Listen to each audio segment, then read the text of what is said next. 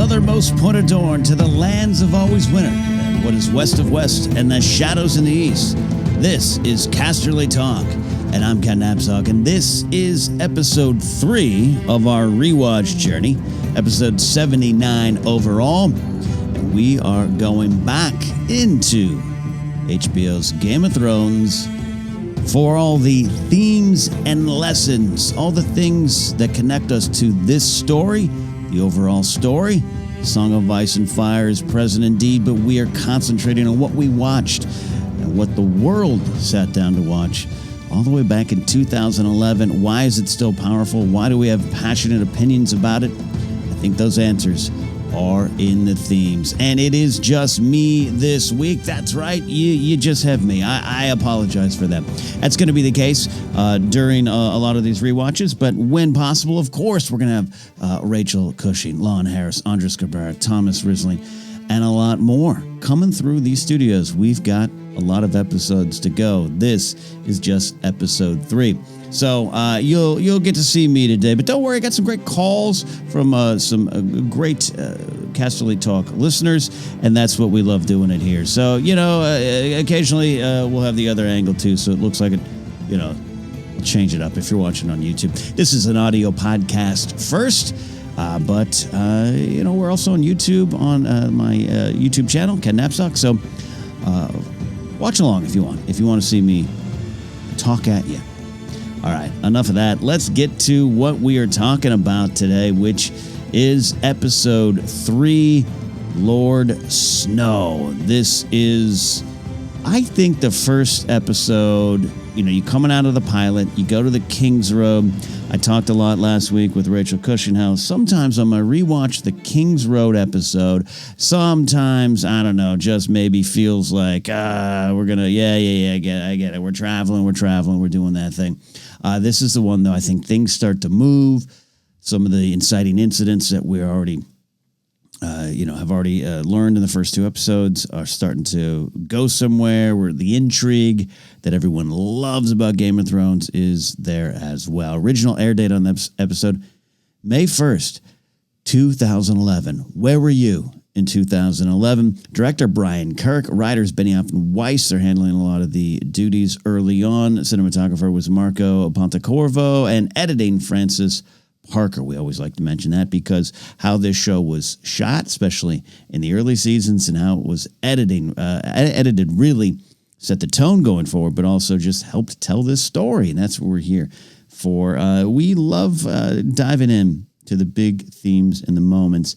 And the reason I always love doing that is just to maybe sometimes look past just what's on the surface of the show, which is fantastic, which is loud and vibrant and intriguing in its own right. But I want to look past that to what fuels the story and the choices they made, and why I feel that makes this a story, a show that is going to stick with you for a long time if you love it. Some people just come in and out of the show. They loved it, on to the next big show. And I'm like that in some ways too, but this is a show we keep revisiting. This is a story that you keep learning from, and that's, again, why we're here. So let's dive on into what we've got going on. The main theme for this here is, as Rachel said last week, the characters in the King's Road, they're on their journeys. The journey has begun. We've left Winterfell. We've left the safety of old lives. This is the hero's journey. We got a lot of heroes, maybe good and bad, but a lot of heroes that we got to get to here. So I thought that was just a great point that Rachel mentioned last week, that the characters are on the journey. But now that they're on their journey, and in some cases they get to the very locations of the rest of their story, the next chapter of their story, what do you do with who you are in a new land? What do you do with yourself when you're on a journey? That's what kept coming up in this episode, and the bigger question of what is the difference between knowing who you are and not changing and growing? What is the difference of, this is who I want to be, this is who I know I am, but I'm going to stay right here. I'm going to get a little stubborn, and I'm going to try to wedge a circle into a triangle on a little playing board, or am I going to grow, adapt, and can you play the game? This is the Game of Thrones. When you play it, you either win or you die. That's what Cersei says in episode 7 of season 1. And also, if you play the Game of Thrones slot machine, that's what she says every time you cash out with the 25 cents from the $100 you put in. But maybe that's just me. So can you play the game? Do you want to play the game? And why? It's a question, as we always say, we don't have all the answers sometimes. I love kind of just, and there's some here in this episode that's like, we're not fully formed yet on what we think or know of these characters. And therefore, some of these answers are floating around and they're still changing. And I think that's part of the fun. The big one here, so this episode's titled Lord Snow, but really it's almost just before the middle of the episode. It's about a 55-minute episode, 57 or so with credits. It's John at the Wall, the Lord with no name. And that's the title of the episode. So I try to focus on, why is that? Why is this the title episode when there's a lot of other big scenes, big moments, important moments? Daenerys Targaryen has what I think is a tremendously important moment. Why couldn't this be Khaleesi? Well, I think it could. I think it could easily. But Lord Snow, there's a big, giant lesson here, and I think you'll see, I think there's some stuff sets into him. He takes these big steps that just guide him along the way. Dany, too, but it makes sense. Lord Snow. Plus, we're starting to really, his journey being tied into the final story, the final battle, some of the final battles. That's interesting, too, as well. Maybe that's part of the decision.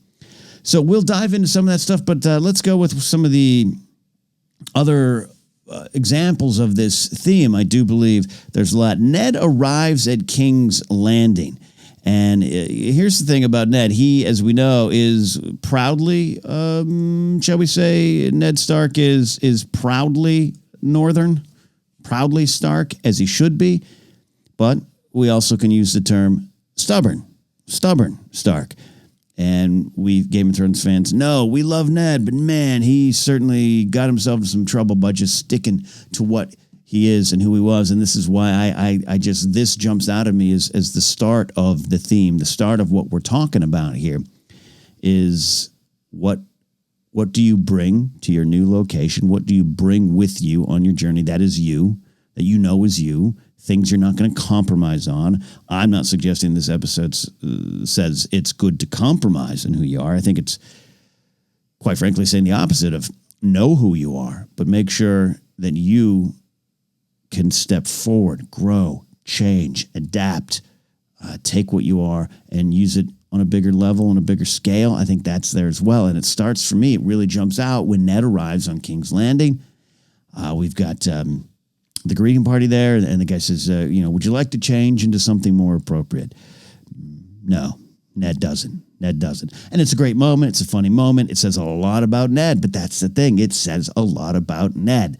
He's not going to play that game. He is going to wear his dusty, dirty, probably smelly, Stark Northern road gear, and he's going to go straight into the small council meeting where he's going to learn a lot. And I think that is the theme. Everyone in this episode is arriving at the next point, at the next chapter. They are moving forward on that journey we talked about. And what are you going to do with yourself when you get there? And Ned's answer is nothing. I'm going to be me, which, again, not a bad thing. Not a bad thing, but we know where that goes with Ned. So that's a little moment there. We'll dive into some of that stuff there. I also, early on, we go to one of the more interesting Joffrey scenes. It's Joffrey and Cersei. And this is a great Cersei scene. It's her early on. This is referred to a lot in other conversations about Cersei trying to teach Joffrey, trying to mold him, and how she failed at that there. But this is a moment where she's still in control. The dynamic is still mother, son, and, she has, I don't want to say upper hand. You'd hope it was a little more than that. You hope a mother-son relationship isn't about who has the upper hand or not, if you know what I mean. But, Cersei's the one giving some lessons, and valuable lessons. And here it is again. Joffrey is on his journey. He has arrived back in King's Landing. He has got the injury from Nymeria. And I want to make sure I'm not rooting for Joffrey. Joffrey's not one of those characters I think, it's easy to root for, even in Game of Thrones. But this is one of Joffrey's most honest moments. And I actually really like it. This is why I can say it's an underrated Joffrey scene. I think it's as much talked about and analyzed Cersei scene. And Lita Headey Gives just takes us through this valuable lesson from her, and it leads to the Starks are enemies kind of conversation with Joffrey. But he's got some interesting points about how to rule, how to form an army, a standing, one kind of army under the king. Makes some sense. Cersei realizes that. But here's another example. Joffrey is on his journey. He knows who he wants to be. He knows who he is in his heart. Not a good heart, but he knows who he is. But he can't necessarily stay that. He has to, I would hope, grow. But adapt is probably more apropos for Joffrey Baratheon. Which is always weird that we definitely refer to her as Cersei Lannister, not Cersei Baratheon, even though a different conversation. So that's why I love this scene. This is going back to this theme. It's now even Joffrey is on it. And how is he going to adapt? How is he going to learn about who I want to be going forward? And, again, what you do with that is part of it. Ned being stubborn, Ned not changing his clothes, still means Ned is going to use himself for what he believes is good. Now, for Joffrey, maybe he believes it's good too. But you see Cersei and Joffrey taking the same lesson and in Game of Thrones style, twisting it to their own needs, though there's an interesting moment here. We can talk about that a little right now. I think there was I'll put it in the foreshadowing. That's right. But there's some stuff in there, things that mean more. And it's Cersei saying, "Do something nice for the Stark girl." That's in this scene too. An interesting, telling point from Cersei there. The theme goes on. We got Arya and Ned. Little lady shouldn't play with swords. I wasn't playing, and I don't want to be a lady. We know what that means for Arya, but there again too. Here is Ned. Not changing his clothes. We'll keep coming back to that. But here's Ned approaching the same way. Look, hey, you're a little lady. Give me that. Oh, Needle, you named it, and that's not who you're going to be. And he has some valuable stuff to say about Cersei, about Sansa. Sansa and Cersei. It's at times it's easy to confuse them. I'm kidding. He talks about Sansa's role and the part she has to play. The part she should play. And again, what are you going to do? Here's Ned staying firm in I am Stark. Hand to the king. I'm down here at King's Landing, but I am Stark. I am the North. And I'm going to be that. And I think Robert needs that. All good things, I think, but he is there on an island right now. He is on an island, not ready to play the game. And he's basically telling Arya that Sansa has to do the same thing, but maybe more play the game. It's already confusing for me, which is why Arya comes back with, how can you let her marry someone like that? And Ned doesn't have that answer. And maybe that drives Ned to more stubbornness. And his changes his thoughts on the roles we have to play. And in truth, what does he do? We go to the end of the episode, which we'll talk about, and he hires Syrio Forel. So it definitely works. I think Ned sees some of it. Whether or not he applies it to himself and changes himself, adapts himself, well, as we know, probably not. So there's that. So we're to discuss later, too, King Robert is very much part of this theme. He's kind of a signpost of when I don't know. He's a signpost of when you don't change and adapt, and the bad side of that. So we'll go into that there too as I go through these themes and lessons by myself today. All right, so we are picking up this stuff here with Daenerys. I want to get into the Daenerys stuff here.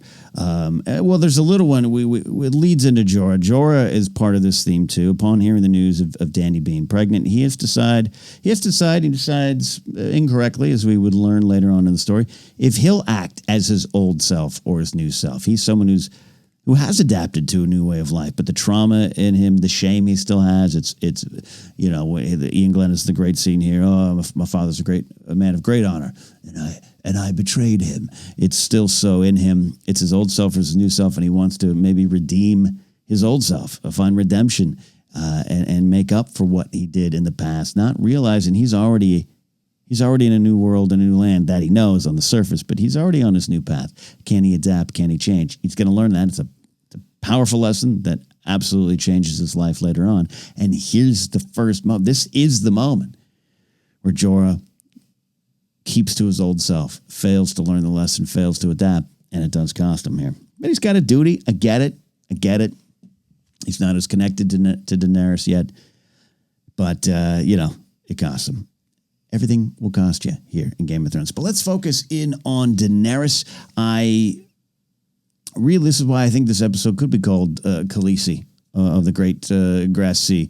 Not quite yet the Mother of Dragons. So Daenerys is already starting to adapt. She's already trying to take control over who she is and her choices and decisions and the things that are happening to her. A lot of things happen to her. She tries to reverse that and can take control of her life. We talked about that a lot last week in the King's Road episode, her and Dorea. That's what it's about. Rachel brought up some great points about the concept of slavery always being involved and just kind of under thumb, under oppression, under control. Dany's always in that spot. So when we pick it up, we're having a conversation about that. She is literally on her journey forward. They're on the road. They're traveling to Vice Dothrak. And she is talking to Jorah about the culture of the Dothraki and slaves and taking slaves and the power. She sees that slave hit. And it's in this moment she asks the Horde to stop. And this is when Daenerys, to me, starts to become a queen, or Drogo's Khaleesi. Not even a Khaleesi or the Khaleesi. Drogo's Khaleesi at this point. That's this part of the journey. And when she tells them to stop and says, until I command them otherwise, Jorah says, you're starting to sound like a queen. So it's a great moment. Here's someone changing who she was and becoming something else, but she's not quite ready. This is one of my favorite Daenerys Targaryen moments in all of the show. And Emilia Clarke, I think, grew into the role, continued to improve as a performer, and is an engaging personality on screen and off. Love everything she's done. But in season 1, I think she's continued to get better and better and better. But this is one of those early moments where I love going back and kind of seeing how she played it. I love when she gets off the horse, kind of walks away into the wild there, and catches her breath. And she's just had this great exchange with Jorah. Just had this great moment. Until I command them otherwise. You're starting to sound like a queen. She's there. She feels it. She sees the way forward. But in this moment, she's not just wandering. She's not just smelling the bushes and the breeze and the flowers and the trees. Emilia Clarke plays it as taking a breath, wanting to get away. And I think at that moment, for me, and we're playing with the show and not anything that might be present in the books at this point, but we can bring in her having that vision of the Red Door house as a kid and kind of her past and her youth. And I wouldn't say it's a good youth. I'd say it's a childhood on the run. Viserys already treating her bad. A lot of bad things in Dany's life. So I'm not saying in this moment she's like, I'd like to go back to that. I just think it represents her not quite ready. To me, she almost wants to turn back. She won't. I don't think Dany would at this point, and really she couldn't unless you keep running into the wilderness, and then what happens? I just think emotionally she takes that breath. And I think she wants to go back. She knows she can't, but she wants to turn back, and that is when Viserys comes running through on the horse. Little moment of tension, but the brother emerges. And to me, Viserys is her past. Not her past in terms of Targaryen legacy. She, in the end, right or wrong, and I think mostly right, it connects to that legacy, connects to who it is. I think season 7, a Targaryen returning to Dragonstone, great moment. So when I say Viserys is her past, it isn't a slight on the legacy of the Targaryens. Complicated legacy as it may be, I just think it is her past. It is her path. And much like Jorah at the end of the episode, it's a brief moment to decide, do I go do what I'm supposed to do? When my old self has been about following Daenerys Targaryen and reporting on her. And maybe I can find my way back to my old life, my old way. I think Daenerys in this moment sees Viserys, who is just horrible. He's horrendous. Right from the beginning, but go to the pilot episode, the bath scene, and just any conversation they have during the first episode and even in the second. Viserys is is brutal. And it's this moment that Dany is ready to go forward. Now, she's not quite ready to completely let go. She could have probably had, Viserys could have been killed right here. Gone. No, saves it. Great moment with Eerie kind of giving that yeah, she wants to save the horrible guy. So this to me it's a great Dany scene. It's a great season 1 Dany scene. This is where she knows, I have to go forward. I want to adapt. I want to grow. Who are you going to be on your journey? Again, that keeps coming up. That's what this episode is about. Again, I asked the question, what is the difference between knowing who you are and not changing and growing? What is the difference? Who do you want to be? And Dany in this moment has a clear picture of who she wants to be, and she takes that step forward. I've always loved that there. We'll jump ahead here, keeping with the theme, going to the end of the episode with Syrio Forel. This is the stuff with Arya. Boy, girl, it doesn't matter. It makes no difference. You are a sword. Great stuff, powerful stuff. But to me, that is all about Arya shedding any known roles so that she can grow and become who she does want to be. Arya has a very clear picture very early on. For the first time we meet her with the needlepoint scene, she knows, we get who she wants to be. But everything else about her name, her role, her family, her gender, everything in these scenes, it's working against her. Everyone, even her own father. It's like, yeah, come on, put down the sword, you can be a lady. He changes. He hires the dancing master. Syrio Forel shows up. And I just love that this is, to me, the theme as well. That who you are, you don't need to change the course, but you don't need to be beholden to that on your journey forward. You can work, you can grow, you can change, you can adapt, and you can occasionally, maybe play the game. Learn how to hold the sword right, to me, is kind of playing the game. You want to be a sword fighter? You're going to have to learn to do it right. You want to be the hand of the king? There might be some things you have to do it right, to survive, to move, to go forward. And I think that's why this episode also ends on that as well. Great ending. We're going to talk about Syrio Forel as well. Let's get back up to Jon Snow here, the title episode, Lord Snow. All right. Here's the thing. I just love everything up at the wall. I mean, look, as always, I got my Night's Watch hat. It's just, again, Jon Snow, a lord with no name. And Jon is better than them, right? He says that. He knows it. Skill-wise, lineage, even though he doesn't know his exact lineage, and he's a bastard, he's essentially in this moment a lord from House Stark. He's kicking their asses. Alistair Thorne's still being a dick, and it's the great real moment we see there, and Mormont, Jorah Mormont, and Tyrion have the conversation. Jorah Mormont, one of my favorite characters, complicated at times. Having I don't need him to be nice. I need him to train them, and that's something I like as well. This is almost literally a you want us on the wall, you need us on the wall type of moment, I guess you could say. But Jon is right in a sense, and Tyrion gives him the valuable lesson. And we're going to go a little bit more into what Tyrion brings to this conversation, this part of the theme. We got a call coming from Alton Diaz that's a slightly different take on it, and a great look at another big theme in this episode. But it's driven home. Tyrion brings it up, but it's really driven home for me when he goes up to the wall to see Benjen Stark. We'll talk about what that means to the future, and how we, in the second half of the show, we'll always go into the moments that mean a little more. So Jon gets told very plainly by Benjen that you're not better than anyone.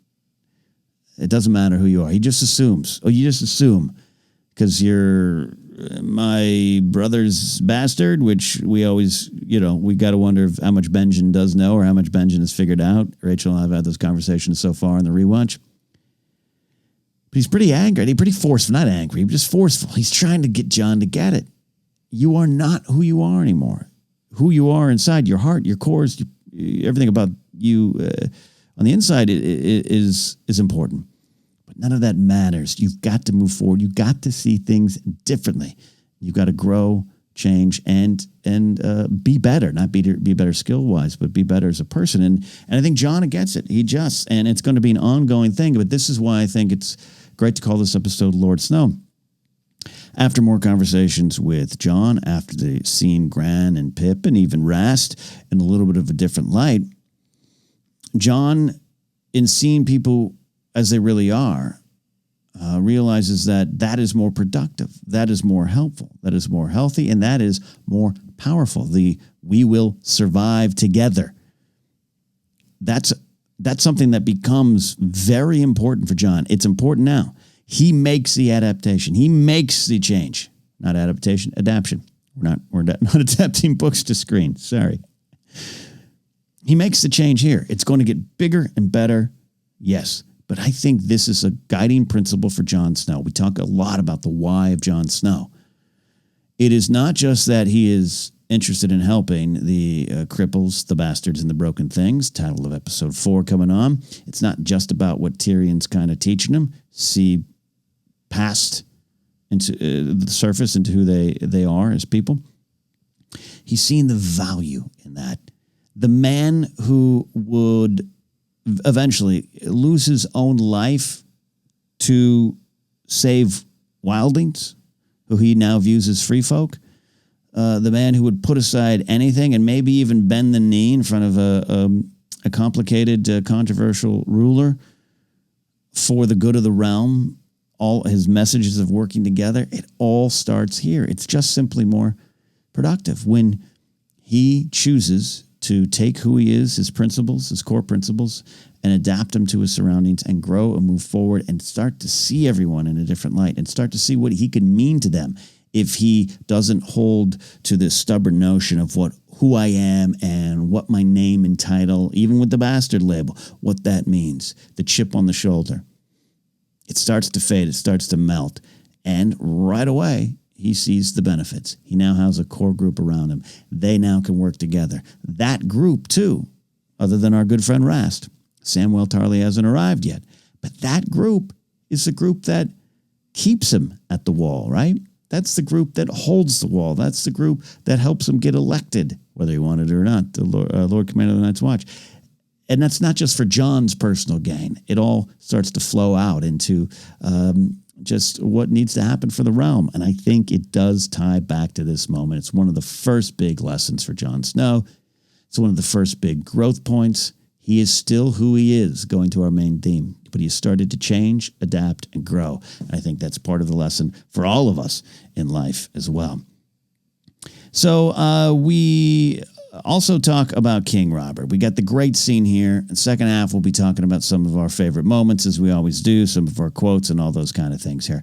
But King Robert in the wine scene, as he sits there making fun of Lancel Lannister, then they go into the great conversation about the first kills. But if you really watch Mark Addy deliver those lines before Jaime Lannister is called in, and he's just chatting with Sir Barristan, talking about the first kill, the Tarly boy.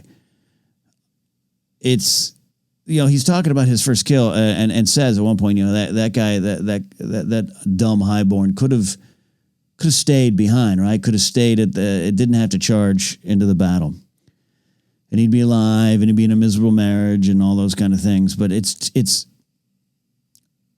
Robert isn't celebrating. He wants to. He's drinking wine. He wants to brag. That's what, I got my kill. But I go to that moment. Mark Addy plays it to me as Robert Baratheon isn't celebrating his big rebellion here. He's almost lamenting it. And we know he has a hole in his heart the size of Lyanna Stark, and he can't change and grow and adapt and face the truths there.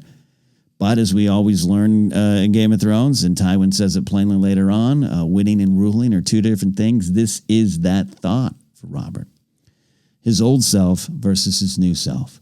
What do you do on the next part of your journey? What do you do with yourself? He couldn't adapt. He couldn't change. He never wanted to let go. He didn't want to let go of the memory of Lyanna Stark. He did not want to let go of the big black bearded bruiser with the warhammer, the conqueror, the winner. That was part of him. That's who he was. And he had some strong characteristics. Charismatic. People rallied around him. Maybe we can blame Robert for this lie that started a war. Everything about Rhaegar and Lyanna, we can put a lot of that on the at the feet of Robert as his fault. But everyone followed him. They were ready. The realm was ripe for rebellion. That's without a doubt. But he was their leader. It wasn't Ned. It wasn't Howland Reed. It wasn't Thoros of Myr. It wasn't anyone else. It was Robert Baratheon. And that makes sense. Because he has good traits. And this is why I keep going back to this episode. Who you are. I'm not saying sacrifice your principles. Sacrifice who you are. But you've got to change and grow and adapt. And accept that you're on the next part of the journey. Robert Baratheon never accepts it. And this scene is him just looking back. My first kill. But God damn, I wish I just was on the battlefield forever. I wish it could just be that forever. And you can't. We all know. Watching, we can't. And I think we can sympathize and empathize with Robert Baratheon, but we see, or you should see, especially in these moments, you should see the cost of it, the cost of not going forward. That is some of the big stuff here, some of the big themes. Also, this one here, we're going to get to Alden's call in a second. I love this, and I think I'll wait till Rachel and Andres and Lon and others, and even if you want to out there listening, you want to call in.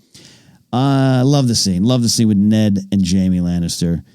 And I love the moment where Jaime talks about stabbing the Mad King after he describes in very painful, explicit, taunting detail to Ned Stark about what happened to his father and brother when he says, I stabbed him. It felt like justice.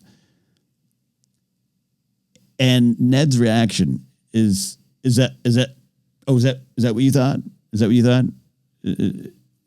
You thought you were being a hero. And the look on Jaime's face.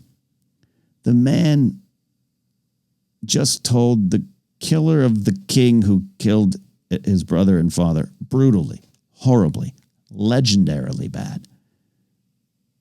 He doesn't accept my justice. In fact, as we know, Ned's the one that found him there on the throne, right? So this is not necessarily tied directly into the big theme. I just love this. I just love this question. What is justice in this world? What is it?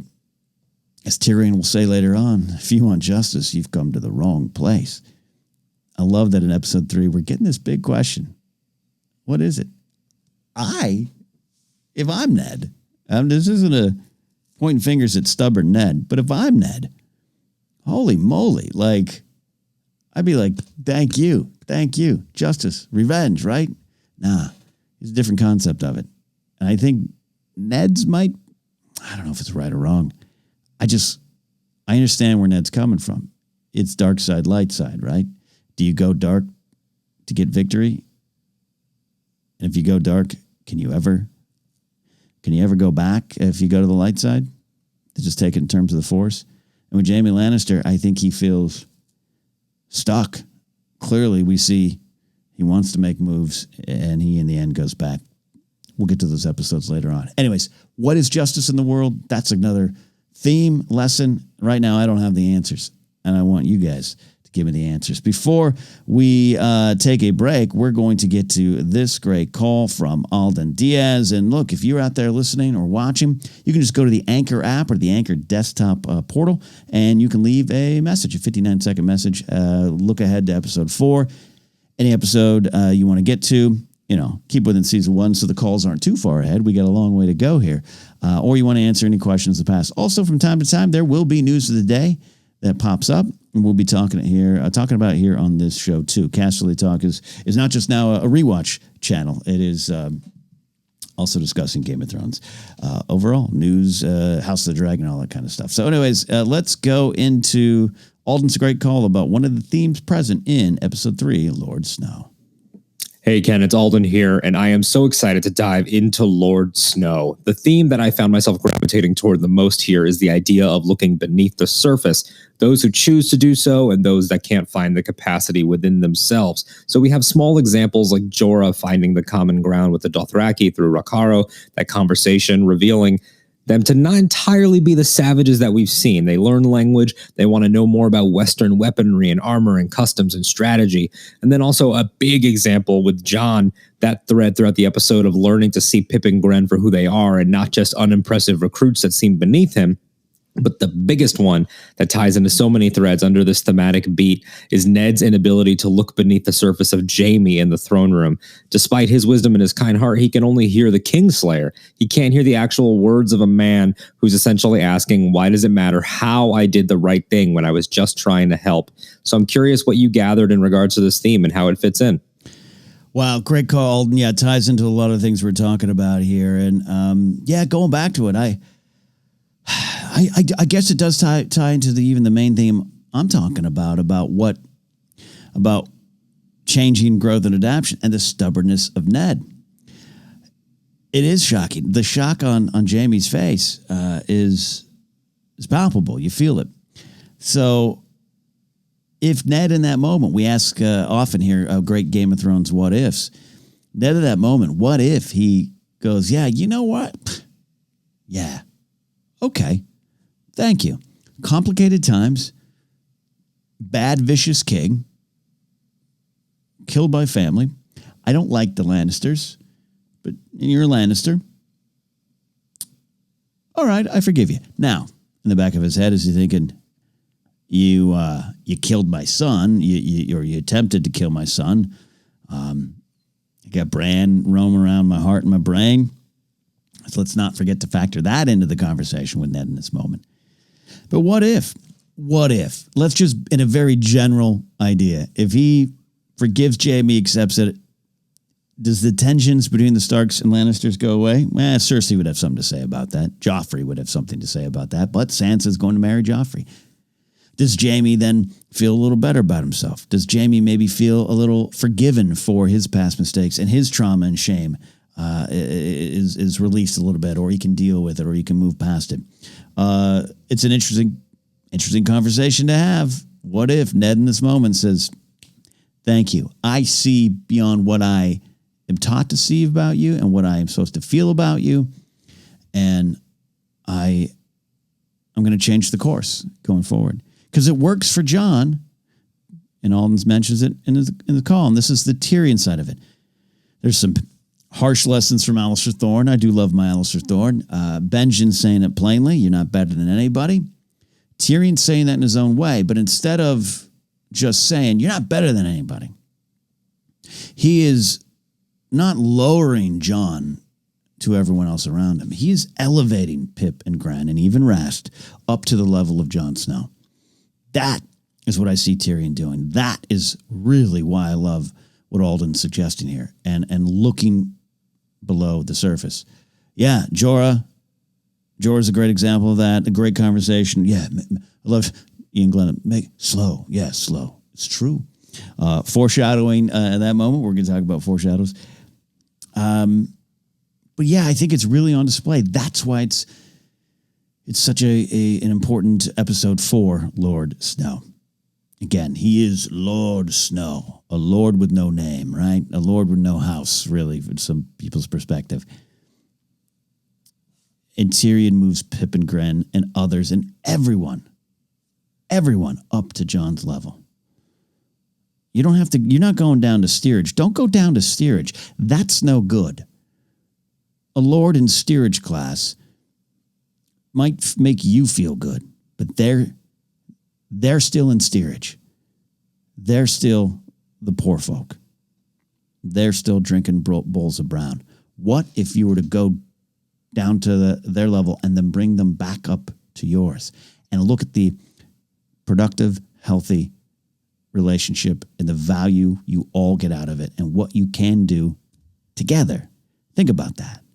I think Jon does. And that definitely factors and fuels other decisions of his. So great call, Alden. We are going to take a break here on the podcast. If you're watching on the YouTube version, by now you know what happens. You hear the music play. I do a save as and start a new file. This is like watching the old radio shows that were used to be in malls, and you drink your Slurpee and have a hot dog and a stick and watch the DJ do his work through a window. I'll hang out with you during the break here on YouTube. This is what we do here. This is Casterly Talk. We will be right back if you're listening on the podcast.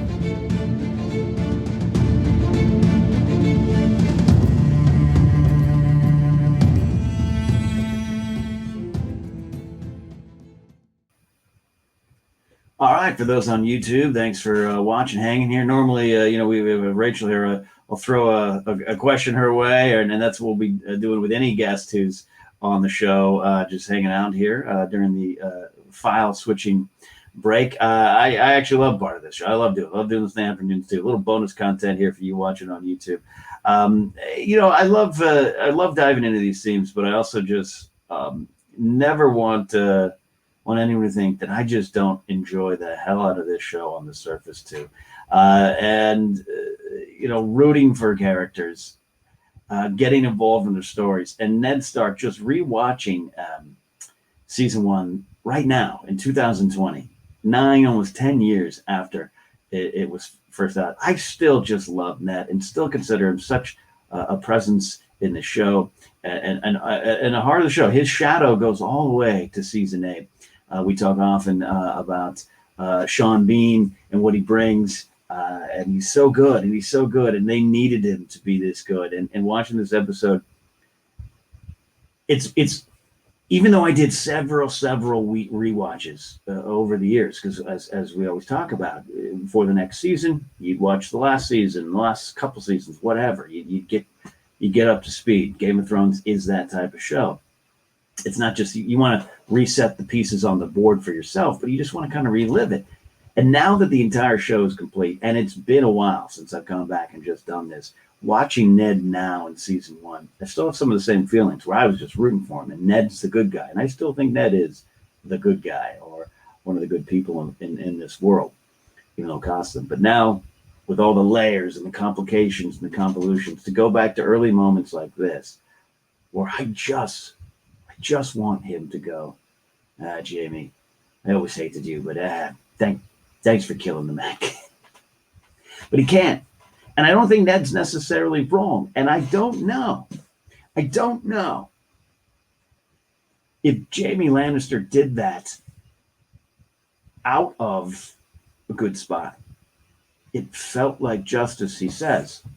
Yeah, but was that what you were going for? I think some of it, yeah.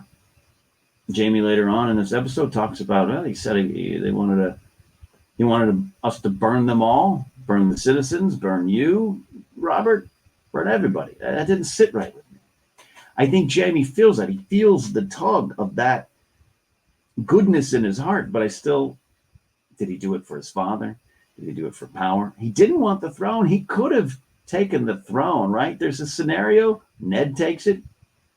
I don't know is it Ollie oxen free? You sit on the throne and you are the king or the queen. If that's the case, kudos to Jamie Lannister for just saying, "Nah, I'm good. I killed the king. Someone else sit here." Ned could have taken it. Is sometimes the conversation that characters have, or even we have. Ned didn't want it. Jamie didn't want it. So Jamie's murder of the Mad King made his justice for the Starks. I don't know. Why did he do it? It's a good question.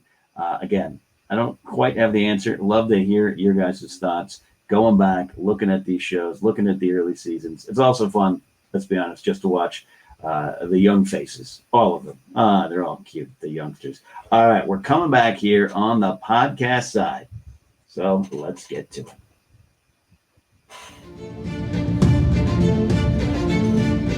Welcome back to Casterly Talk. I'm Ken Napzok by myself today. I hope you're all okay with that. Having a lot of fun hanging out, talking about episode 3 of season 1, Lord Snow. We took a deep dive into the themes, but let's also go to the other fun part of watching the show, but even the better part of all that, going back and seeing things that now have more meaning.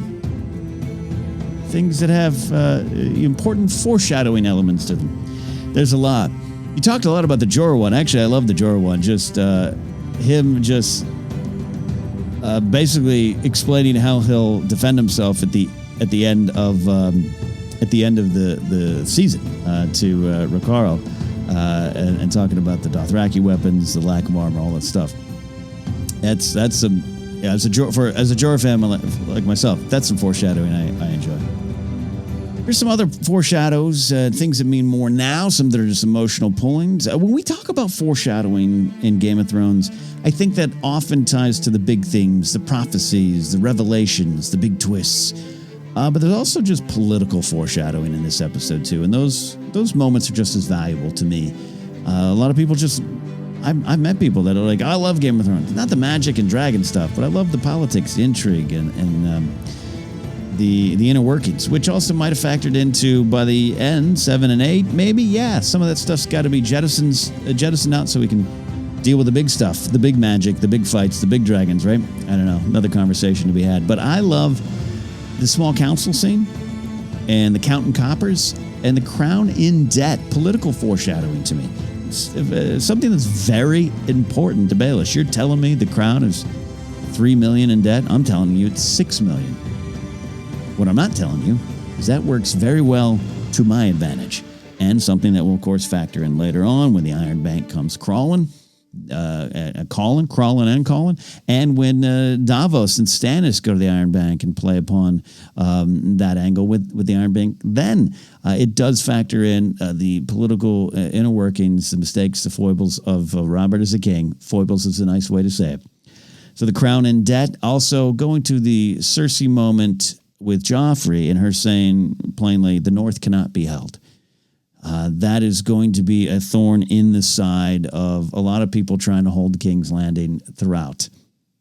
And how, in the end, it's not quite foreshadowing Sansa being Queen of the North, but it's in that vein.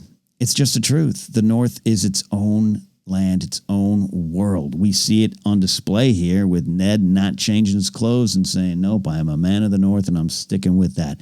That's going to be something that not just Joffrey deals with, but whoever gets up there. It's important to Tywin. He has to trust Roose Bolton and the Boltons at one point, is to put them up there, but it's always a problem. The North is always a problem. The North, as Cersei says here, cannot be held. I love Arya. Yoren is the one who just, plainly gives her the idea to say the names in season 2. But I like here that she starts naming names. It's a different kind of foreshadowing. Arya's just like, Joffrey, the Hound, Cersei, I hate them all. I hate them all. Hate leads to suffering. This we know.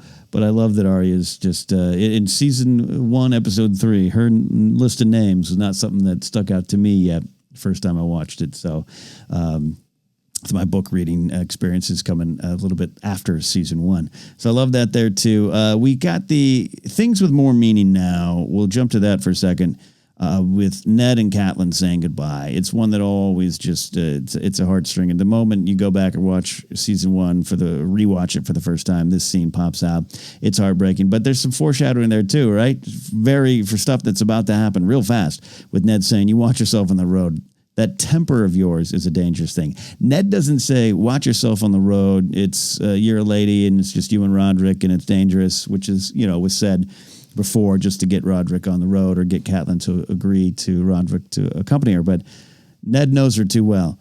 He's not worried about her and what people will do to her. He's worried about what she, in this time, will do to others. Interesting insight from Ned. I actually really love that. And it's a great moment. Yes, and that moment means a ton more now. It means a lot more. Ned and Kat saying goodbye for the last time. It's just one of those emotional moments there.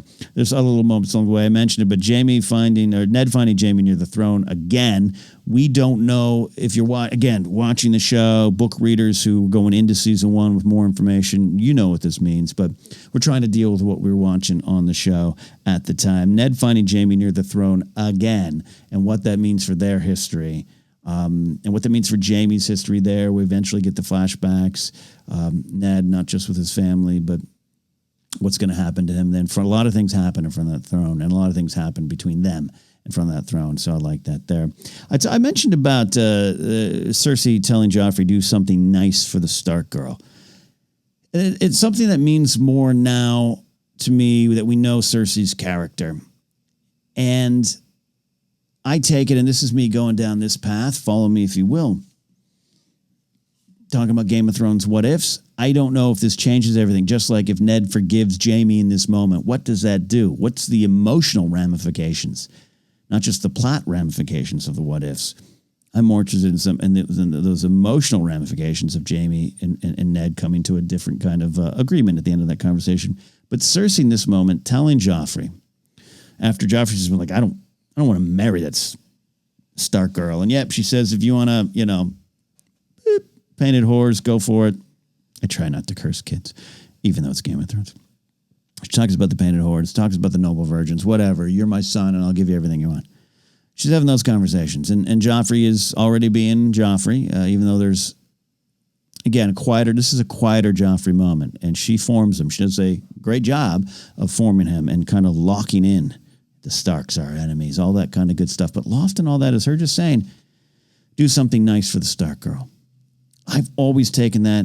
I'm sure a lot of you will agree. I've always taken that as her just from her own experiences. We talk a lot about she sees a lot of herself in Sansa in terms specifically in the journey Sansa is now on.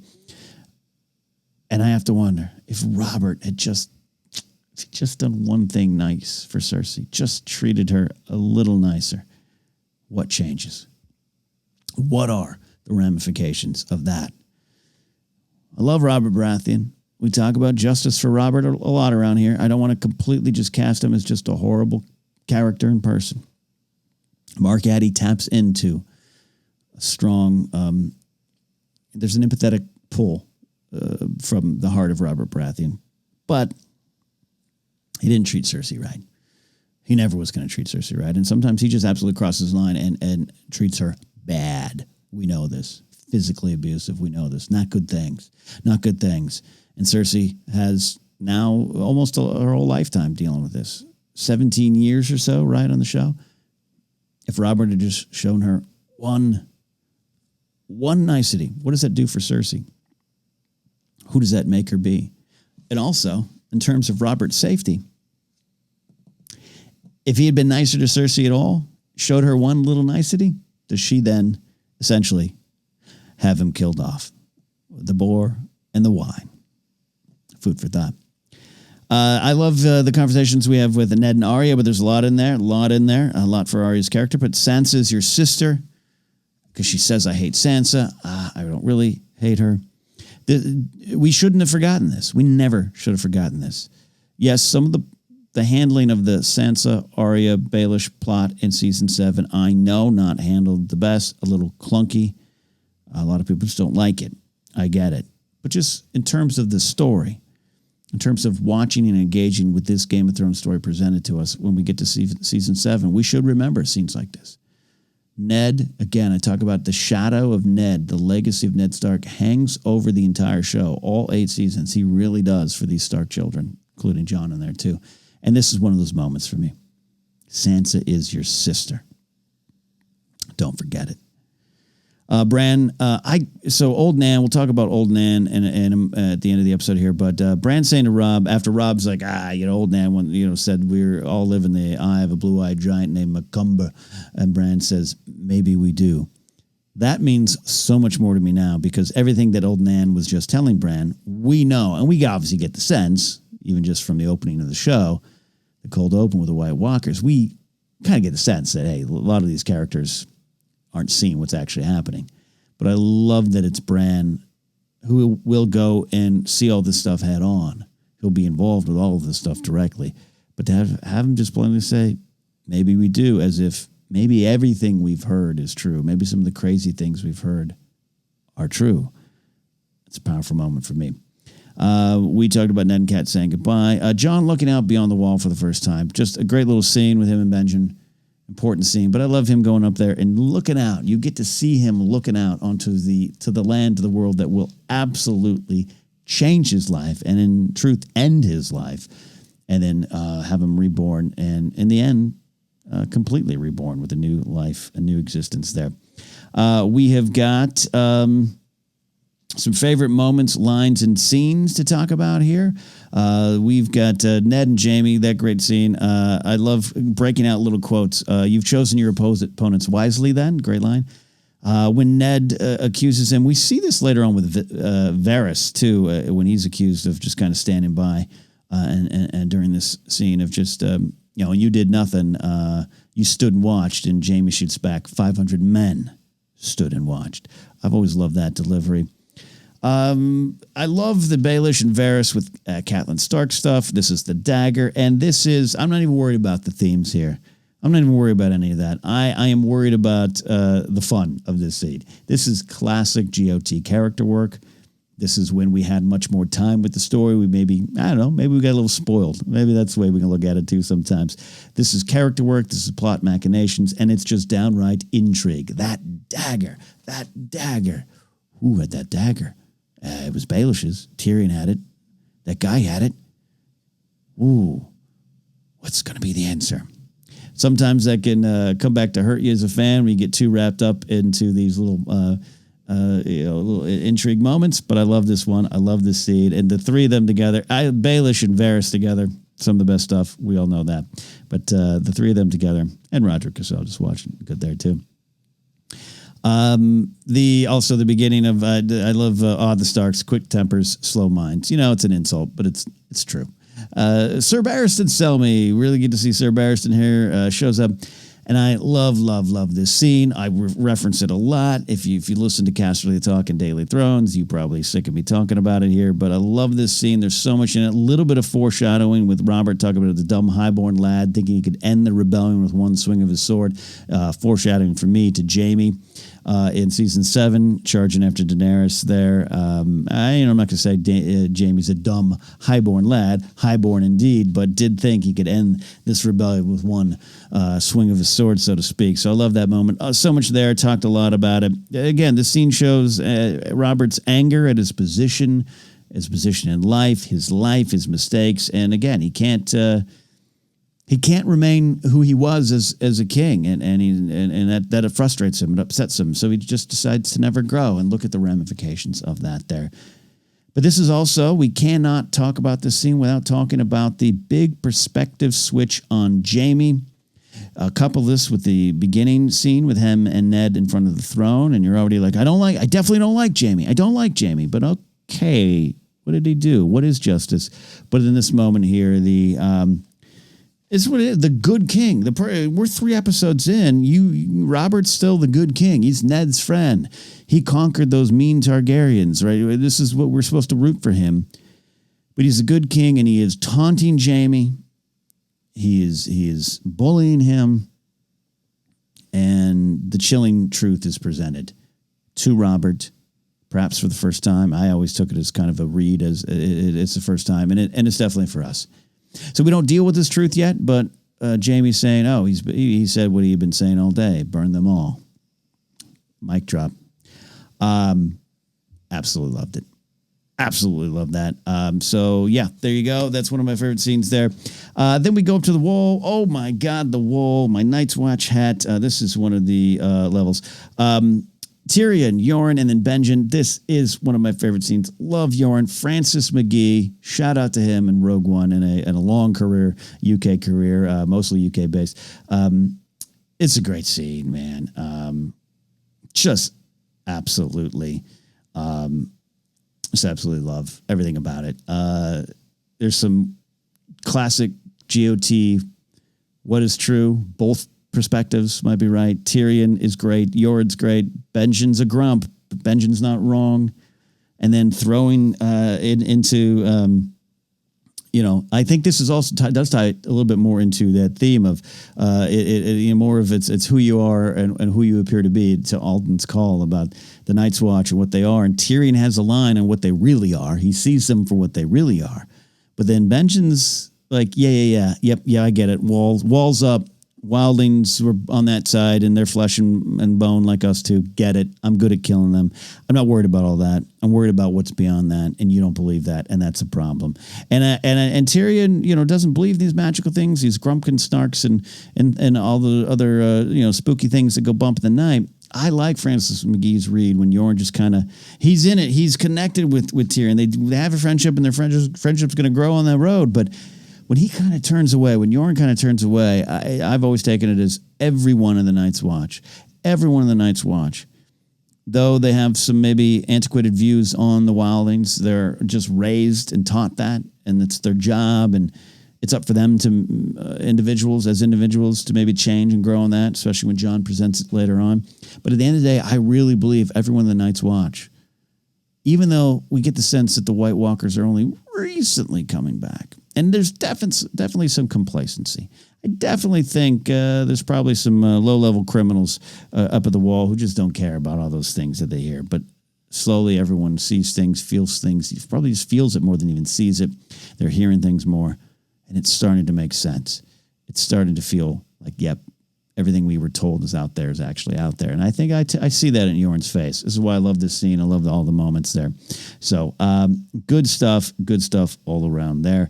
Start of the episode as we start to wrap up here. Thanks for those watching me and listening to me kind of drone on here by myself on the episode. Start of the episode, Sean Bean is Ned. I'll say it a lot part of the season. We talk about his shadow and legacy hanging over the show, and that's because he's that good. Miltos Eurolimo is, I'm probably saying it somewhat wrong there, UK actor with a great Greek background. He, of course, is Sirio Farrell, the Inigo Montoya of this series. So good. He shows up and just kind of steals the episode right at the end. And you're like, who's this water dancer? I like this guy. Does such a great job. Of course, look for his little cameo at Maz's castle in Force Awakens. And then I want to shout out Margaret John as Old Nan. Long career. This was her last role. She died in February of 2011. So didn't even get to see this show come out. Her last performance episode was dedicated to her. She's so great. She's chilling. This scene with Bran, she's absolutely chilling. And it works for me. I get a little freaked out every time it's like, what do you know, old man? Did you ride some ice spiders? So shout out to Margaret John for that. I do have one call here. Great call from Eric. So let's hear Eric's call about the doll. Hey, Ken and Casterly Talk. So, episode 3 of season 1, Lord Snow. I'm going to talk about kind of a minor scene where Ned gives Sansa the doll. Sansa's acting all upset because of kind of bratty, to be honest, after everything that's happened. And Ned, tries to make her happy, gives her this doll, and she's like, I haven't played with dolls since I was 8. And I think this scene shows Ned's good heart, but also shows he was a little naive. He shows he doesn't quite know Sansa maybe as well as he knows like Rob and Jon, because he says war was easier than daughters. But I think when we see that doll again, which pops up again in Blackwater, I think Sansa looks back on this moment with regret of how she acted. Great call, Eric. Yeah, this is not that Ned Stark needs any kind of justice like Robert Baratheon or even my man Stannis. No, I'm not saying that, but he doesn't have a handle. He's trying his best to raise these daughters, and it comes into play. They talk about Ned's mistakes, and Ned did make some mistakes with them as daughters, maybe not fully preparing them for the world. That does come up, and I think it's valid, and I think it's true. But I think it comes from a good spot. He is out of touch. He does have the great line, one of those the great lines that Eric mentions, but it's one of the lines that would get quoted, especially in reviews. War is easier than raising daughters. Great moment, but there's some truth to it. And that is indicative of the legacy of Ned and how it continues to roll on. And this is, now we're going to Blackwater, Sansa holding that doll.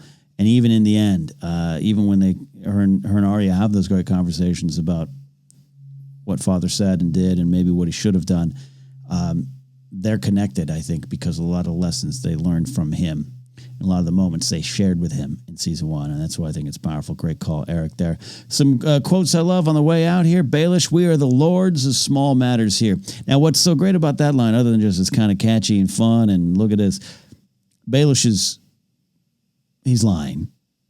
He knows. They all know. Perhaps Baelish and Varys better than the others, but Baelish definitely. the small matters being decided there have pretty big ramifications. So great line. Again, we talk about everyone who isn't us is an enemy. Cersei to Joffrey, and that's something she holds on to the very end. And Ned saying, we've come to a dangerous place. We cannot fight a war amongst ourselves, saying that to Arya. And that's something that, to me, will stay with Arya and Sansa, particularly later on and from Arya's experience. And Benjen saying, you're better than no one there. I think I just love that read. Joseph Mawley's a really good performer. And Benjen's an interesting character. We've talked about it, complicated, but a lot of people love him. And his return is, I enjoy his return. Whether or not Cold Hands will be Benjen in the books or not, I'm not concerned about it. It works for me on the show, and it's glad to have him back. And that great final moment, which ties to the pilot moment of his arrival, is also his departure as a character. But he's just pulled in. He pulls you in, and his quotes and his lessons. And this is a valuable, important moment for Jon. So that is it this week. Thank you to Eric and Alden calling in. Thanks to all of you watching along, listening along. Me by myself. I think it might be me next week. And then after that, we got Andres Cabrera coming in. Rachel's ready to get back in. Lon Harris has written me, saying I'm ready to go. Hopefully get Thomas Sital on here too, and his wonderful insights and more. Like I said, I've so many other people in my life. So many other people that I've worked with over the years on Game of Thrones shows or just off on other things, Star Wars shows, everything, who are just also big Game of Thrones fans. And I want to have these bigger thematic discussions of the show, going a little bit deeper, because, again, I think, as we say on Force Centers, Joseph Scrimshaw put out there in our Force Center mission statement, engage with the story presented to you. I think if you can do that with Game of Thrones too, and not just look at the plot devices, switches, the machinations, the intrigue, which are tremendously fun. But to me, those have always been and always were meant to be the seasoning on this meal, our seasoning of our Game of Thrones stew. It's better than a bowl of brown. So that's what we're doing right now, having fun looking in. That is it for this week. We'll see you all here on Casterly Talk when we look at episode 4, Cripples, Bastards, and Broken Things. Bye.